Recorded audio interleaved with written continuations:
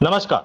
मैं हूं संतोष पाठक और एक बार फिर से आपका स्वागत कर रहा हूं अपने YouTube प्लेटफॉर्म पर। और आज हमारे साथ जुड़ रहे हैं देश के जाने माने वरिष्ठ पत्रकार, आरटीआई एक्टिविस्ट, जिन्होंने आरटीआई के लिए अपने जीवन का, मुझे लगता है कि 2.5-3 दशक जिन्होंने दे दिया है, वो शशि शेखर जी। शशि भाई, आपका बहुत बहुत स्वागत है हमारे YouTube मंच पर। थैंक यू संतोष भाई। शशि भाई, सबसे पहले तो मन में आज एक सवाल आया। कल से दिमाग में बहुत अजब तरह की उथल पुथल। मैंने सोचा कि इसको कैसे किया जाए। आज सुबह सवाल आया। इस देश के कई राज्यों में शिक्षकों को नौकरी के कई साल बाद कहा जाता है कि नहीं, उनको नवीन टेक्नोलॉजी की जानकारी होनी चाहिए, इसलिए दोबारा से ट्रेनिंग दी जानी चाहिए। पुलिस वाले में भी होता है, बड़े अफसर होते हैं, अगर किसी से नाराज हो जाते तो कहते नहीं, अपनी तोंद कम करके आओ, जाके वेट लॉस करो, दोबारा से ट्रेनिंग में जाओ, दोबारा से दौड़ो भागो। क्या ये समय आ गया है कि इस देश के हाई कोर्ट के और सुप्रीम कोर्ट के जजों को कहा जाए कि भाई साहब, एक बार फिर से आप लॉ कॉलेज में जाइए और कानून फिर से पढ़ के आइए, जरा सही तरीके से कानून पढ़ के आइए, क्योंकि हो सकता है उम्र का तकाजा होता है, कई चीजें होती है, प्रेशर बहुत ज्यादा होता है, तो भूल जाता है आदमी। With due respect, supreme court के जज साहब से कहना चाहेंगे, आरएसएस तो इस देश को, पूरे भारत को आरएसएस बना देना चाहता है। सूचना मिली तो सोचना बंद, ये मोहन भागवत कई बार इसको कह चुके हैं, ये आरएसएस का ब्रह्म वाक्य है। यानी सूचना मिल गई तो सोचो मत। आरएसएस इस पूरे देश को चाहता है कि न सोचो, न बोलो, न समझो, न अधिकार मांगो, न कुछ मांगो। लेकिन भाई साहब, सुप्रीम कोर्ट के जजों को क्या हो गया है? वो कह रहे हैं कि आरटीआई एक धंधा हो गया है, दुरुपयोग हो रहा है। और अगर दुरुपयोग हो रहा है तो इस देश में सबसे ज्यादा दुरुपयोग अगर किसी कानून का हो रहा है तो वो सरकारी काम में बाधा डालने का कानून है, महिलाओं की सुरक्षा से जुड़ा कानून है। तो क्या करें? खत्म कर दे, बंद कर दे सब कुछ? इस देश में पुलिस स्टेशन को ताला लगा दे, न्यायालयों को ताला लगा दे, सब कुछ बंद कर दे, और जो आरएसएस कहे वही मानकर हम करते रहे, जो सरकारी अधिकारी कहे वही मानकर हम करते रहे? हद हो गई है ये उनकी सोच की।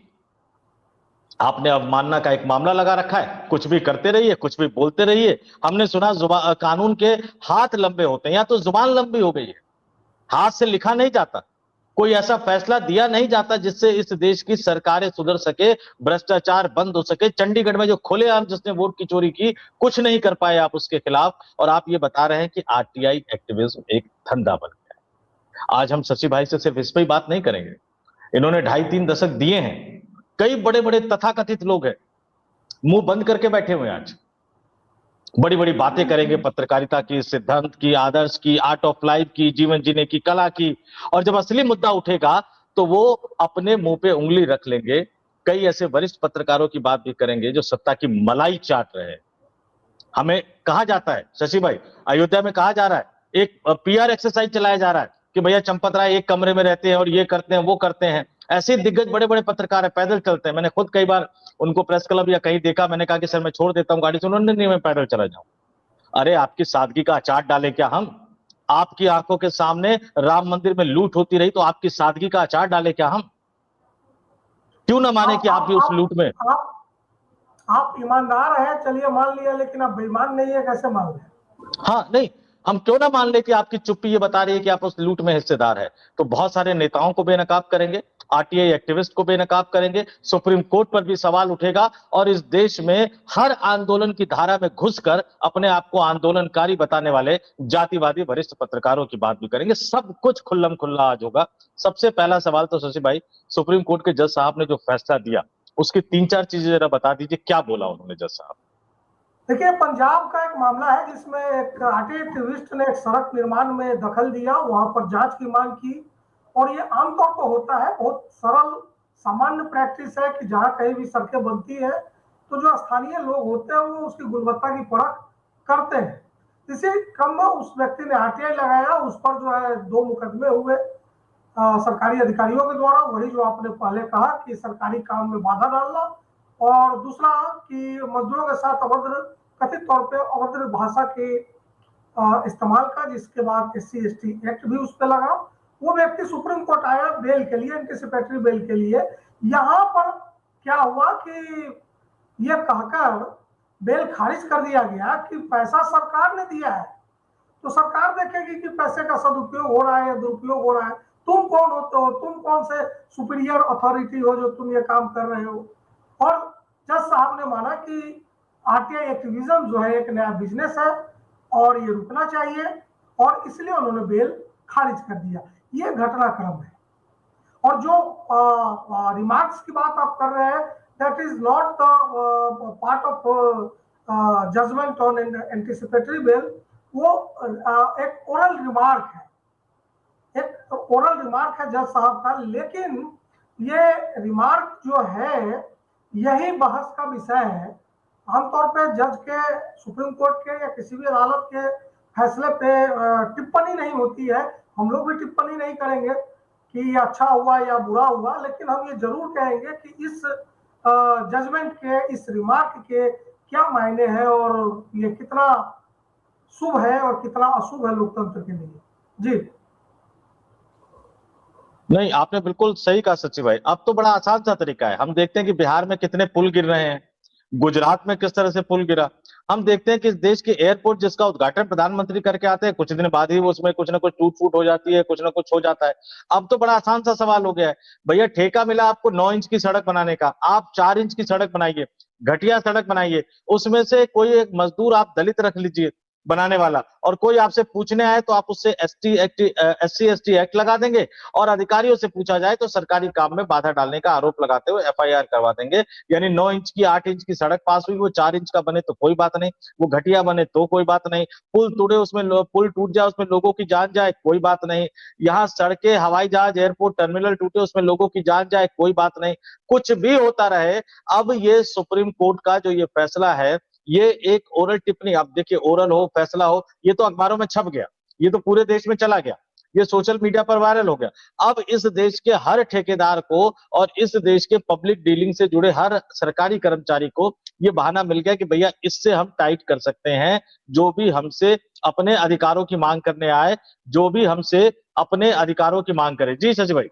कोर्ट के इस एक रिमार्क से जितने विसिल ब्लोअर है, जितने ट्रांसपेरेंसी के पैरोकार हैं, एडवोकेट हैं, उन सब लोगों को आपने सवालिया कटघरे, सवालिया निशान उन पर खड़ा कर दिया, उनको कटघरे में खड़ा कर दिया, उनको एक ऐसा एंटिटी बना दिया जिस पर हर ठेकेदार, हर एग्जीक्यूटिव, हर अधिकारी सवाल खड़ा करेगा और कहेगा कि आप तो बिजनेस कर रहे हैं, आपको जवाब क्यों दिया जाए, सिस्टम को आपके लिए क्यों ट्रांसपेरेंट किया जाए, हम आपको कोई सूचना नहीं देंगे, हम आपको कुछ नहीं बताएंगे। तो जो जिम्मेवारी की भावना, ट्रांसपेरेंसी की भावना, नागरिक को जिम्मेवार बनाने की भावना से जिस कानून को लाया गया था, राइट टू इंफॉर्मेशन है, उसकी कहानी बहुत पुरानी है, उसकी लड़ाई बहुत पुरानी है। आपने कहा ना अपने इंट्रोडक्शन में कि क्या फिर से लॉ पढ़े जाने की जरूरत है।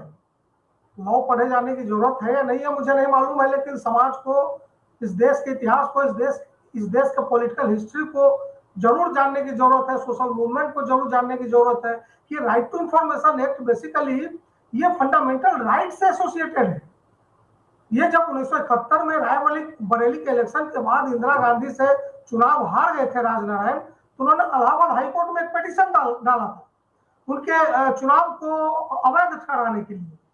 उसमें उन्होंने स्टेट गवर्नमेंट से, उत्तर प्रदेश सरकार से उनके उस दिन के कुछ दिनों के दौरों की सूचना मांगी थी, कहा था कि आप उसका खुलासा कीजिए।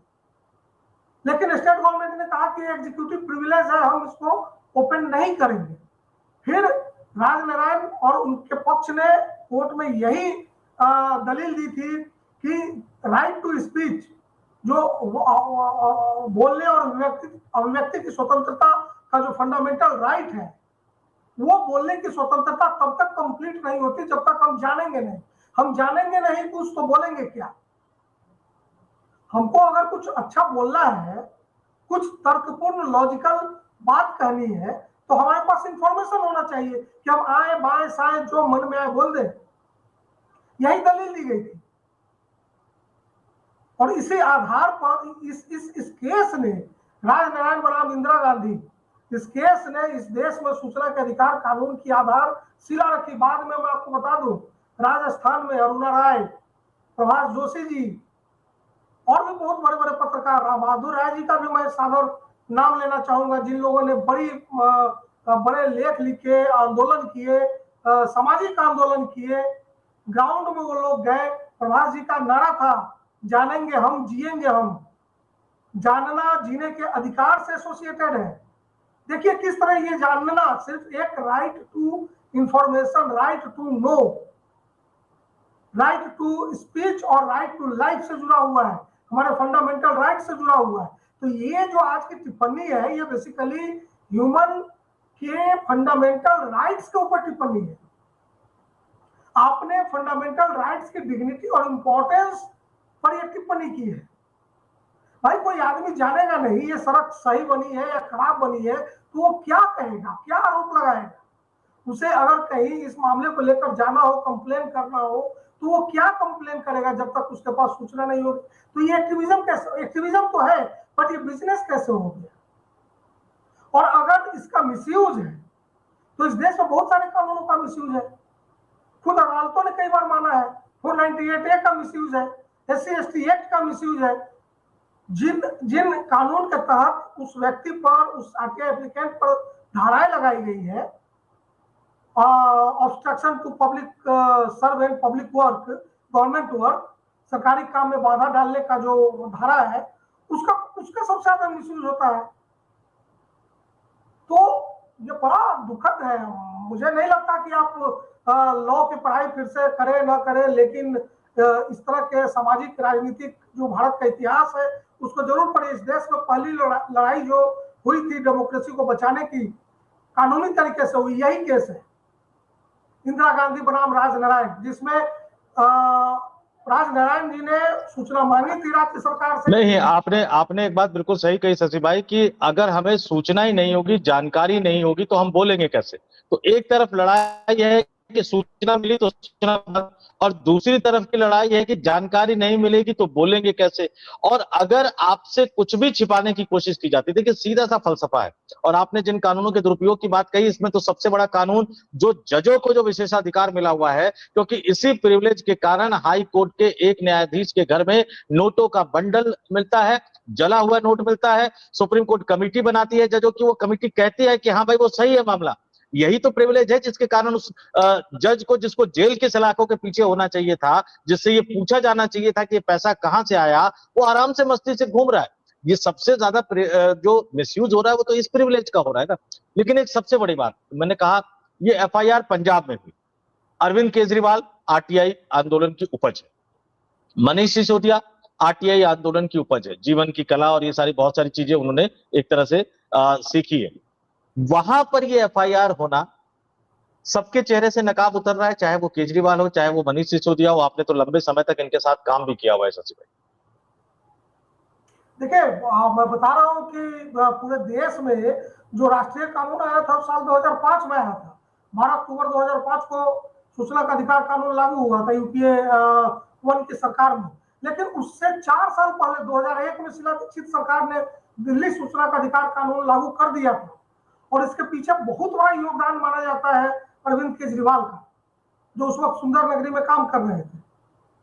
और उनके साथ अरुणा राय हो, शेखर सिंह हो, और भी बहुत सारे लोग थे जिन लोगों ने काम किया। राम बहादुर राय जी थे, प्रभाष जोशी जी थे, जिन लोगों ने इस पर काम किया। सोशल ऑडिट होते थे उस दौर में, सुंदर नगरी में सोशल ऑडिट हुए हैं।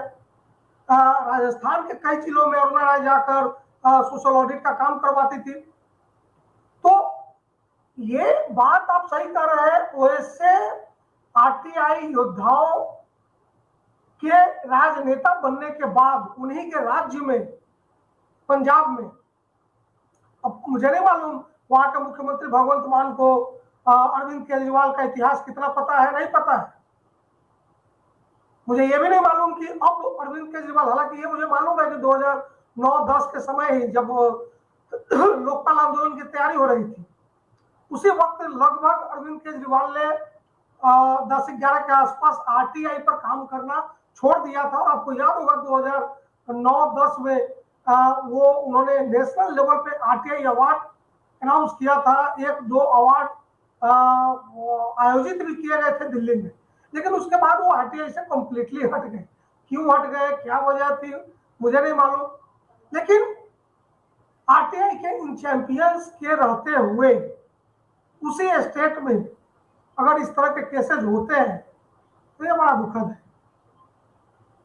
और ये सवाल है मनीष सिसोदिया जैसे नेताओं के लिए, अरविंद केजरीवाल जैसे नेताओं के लिए, प्रभाष जोशी जी तो अब इस दुनिया में नहीं है, लेकिन राम बहादुर राय जी जैसे लोग हैं जिन्होंने हमेशा सत्ता के खिलाफ आवाज उठाई, जिन्होंने सरकार और समाज में ट्रांसपेरेंसी के लिए लगभग सभी आंदोलनों में हिस्सा लिया। और मैं एक बार आपको दिलचस्प बात बताता हूँ। जब अरविंद मनीष सिसोदिया 2008-9 में अपना पन्ना नाम की एक बुकलेट टाइप का एक निकलता था, सूचना के अधिकार कानून पर एक बुकलेट कह लीजिए, एक पत्रिका होती थी जिसे मैंने लगभग 8-9 महीने तक एडिट किया है। उसके सलाहकार संपादक हुआ करते थे राम बहादुर राय जी। सोचिए कितना जुड़े हुए थे वो लोग आरटीआई कानून से।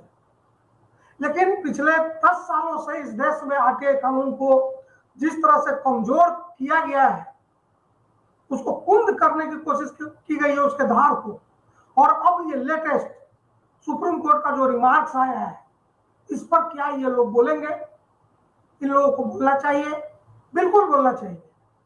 नहीं तो एक मजबूत कानून, देखिए दुनिया के किसी भी अच्छे डेमोक्रेसी में आप देखेंगे ये कानून मौजूद है, और भारत से पहले से मौजूद है। स्वीडन में बहुत पहले से है, अमेरिका में बहुत पहले से है, साउथ अफ्रीका, ब्रिटेन, इन सब देशों में 2000 में आया था, हिंदुस्तान में 2005 में आया है। तो पूरी दुनिया ने इस चीज को माना है कि जनता को और शासन प्रशासन में ट्रांसपेरेंसी रखने के लिए इस तरह का कानून होना चाहिए। आखिर ये कानून बिजनेस कैसे बन जाएगा भाई?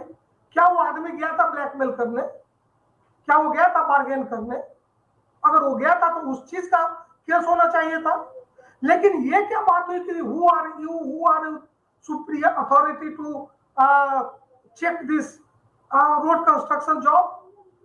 सरकार का नहीं शशि भाई एक बात आपने बिल्कुल सही कही। ये जज साहब की टिप्पणी है कि सरकार चेक करेगी। अरे सरकार अगर दूध की धुली होती तो लोगों को क्यों उतरना पड़ता? और कह रहे सरकार का पैसा सरकार चेक करेगी। मैं फिर कह रहा हूं, जज साहब को ये पता नहीं कि पैसा सरकार का नहीं होता है, पैसा हमारे और आपके इस देश के 146 करोड़ लोगों के टैक्स का पैसा होता है। और अब तो बाकायदा एक सर्वे रिपोर्ट रिसर्च भी आ गई है कि अमीरों से ज्यादा कमाई के अनुपात में इस देश का गरीब सरकार को सबसे ज्यादा टैक्स देता है। तो हर आदमी को सरकार से पूछने का हक है। जज साहब पर क्या टिप्पणी करे, कैसे करे? पंजाब की सरकार भगवंत मान कितना चला रहे हैं, या मनीष सिसोदिया जो वहीं जाकर बैठ गए हैं, अरविंद केजरीवाल जो हारने के बाद वहीं जाकर बैठ गए हैं, अरविंद केजरीवाल के जो सहयोगी विभाग वो भी वहां जाकर कुछ सलाहकार या टाइप के कुछ बन गए हैं। लेकिन एक सवाल आपने जिक्र किया राम बहादुर राय का, ये बड़े एक विचित्र सा कैरेक्टर, मुझे लगता है कि हमें इस पर जरूर बात करनी चाहिए। आपातकाल के समय में आंदोलन, बहुत अच्छा काम किया, तारीफ, आपको सलाम। आंदोलनों में उतरते हैं, आपने बहुत अच्छा काम किया, तारीफ, आपको सलाम। आरटीआई के लिए लड़ते हैं, इसके लिए तारीफ, आपको सलाम। लेकिन अचानक 2014 के बाद आपकी जुबान को क्या हो जाता है? क्योंकि सत्ता की मलाई चाटनी है क्या आपको, या सत्ता की मलाई चाट रहे हैं क्या? अब आपको अपने अतीत को क्यों नहीं याद करते कि आप लोगों के मौलिक अधिकारों के लिए लड़े थे आपातकाल के खिलाफ, आप लोगों को सूचना की जानकारी देने के लिए लड़े थे, या आप सत्ता बदलवाने के लिए लड़े थे? बीजेपी को सत्ता में लाने के लिए लड़े थे, आरएसएस को सत्ता में लाने के लिए लड़े थे। और 2014 के बाद आपकी जुबान बंद हो गई है। सत्ता से जुड़े केंद्रों के साथ आप जुड़े रहे, आज भी सत्ता से जुड़े केंद्र के साथ है, आपकी जुबान नहीं खुलती है। तो क्या राम बहादुर राय जैसे बड़े पत्रकार, मैं मानता हूं वो बड़े पत्रकार हैं, लेकिन राम बहादुर राय जैसे बड़े पत्रकार अपने जाति विशेष के नेता को सांसदी का टिकट दिलवाने के लिए है, मंत्री बनाने के लिए है, और सांसदी हार जाए तो लाट साहब बनवाने के लिए है, सिर्फ जाति विशेष के नेताओं की सिफारिशें करने के लिए हैं, और बाकी आप सत्ता की मलाई चाटेंगे? आपकी जुबान बंद हो गई है। जिस आरटीआई के लिए आपने संघर्ष किया, लोगों के बोलने की स्वतंत्रता के लिए आपने संघर्ष किया, उम्र के इस पड़ाव में आकर आखिर इनको क्या खोने का डर है कि ये बिछ गए हैं सत्ता के सामने, जबान नहीं खुलती इनकी सत्ता के खिलाफ? देखिए मुझे लगता है कि कुछ लोग जो होते हैं वो बाय डिफॉल्ट डिजाइन किए गए होते हैं कि वो विपक्ष में ही रहे, वहीं रहकर वो बहुत अच्छा कर पाते हैं, अच्छा लिख पाते हैं, अच्छा बोल पाते हैं। शशि भाई इस लाइन को जरा दोबारा से शुरू कीजिए। राम बहादुर राय पे जो आपने शुरुआत में बोला, इसको फिर से एक बार बताइए कि क्या आपका मानना है? मैं ये कह रहा हूँ कि कुछ लोग बाय डिफॉल्ट डिजाइन किए गए होते हैं इस तरह से कि वो विपक्ष में रहेंगे तो ज्यादा अच्छा करेंगे, ज्यादा अच्छा लिखेंगे, आप ज्यादा अच्छा बोलेंगे। जैसे ही वो सत्ता में आएंगे उनके जो सारे वर्चूज हैं, जो गुण है, वो खत्म हो जाते हैं। राम बहादुर राय बेशक एक बहुत अच्छे पत्रकार है, अच्छे व्यक्ति है, उन्होंने बहुत आंदोलनों में हिस्सा लिया है, जेपी के काफी क्लोज एसोसिएट्स रहे हैं, लेकिन जैसा कि आपने कहा कि पिछले 11-12 सालों में आपने उनको कभी बोलते हुए नहीं सुना होगा किन्हीं मुद्दों पर। तो ये इसी वजह से कि वो बाय डिफॉल्ट अपोजिशन वॉइस के प्रतिनिधि है, गलती से वो अब सत्ता के हिस्से है, इसलिए जो उनकी मारक क्षमता है, जो उनका टैलेंट है, वो कुंद पड़ गया है। नहीं, आपने बिल्कुल सही कहा कि मारक क्षमता कुंद पड़ गई है, लेकिन जब आप सत्ता के आगे भिड़ जाते हैं तो फिर लगता है कि वाकई आपने जो संघर्ष किया उसका असली मकसद और क्या क्या था।